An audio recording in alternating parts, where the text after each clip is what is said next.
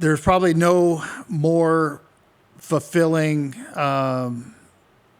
task than to serve on a committee that helps write the standards that our industry uses.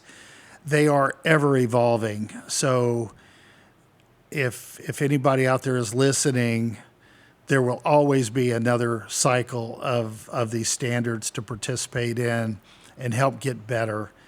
But in my career, that's evolved in helping write the standard, not the standard, but the ASCE has 3 levels of documents that they publish: a standard, which is a ANSI sanctioned activity that becomes a consensus national document that can become referenced by other codes.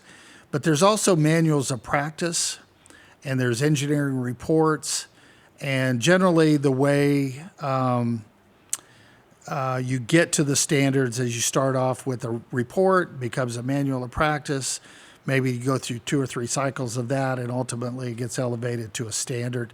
But participating in those committees, you understand, or you get exposed to what all the behind-the-scenes discussion that goes into why do we want to do things a certain way, and why do we not want to do things a certain way, maybe even is a better understanding of certain things.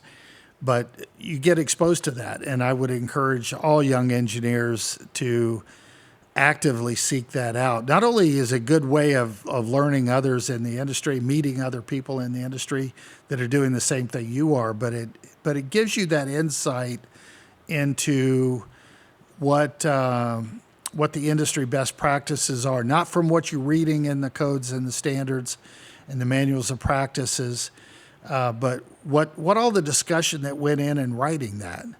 And sometimes that gets lost in what ultimately gets printed in a book.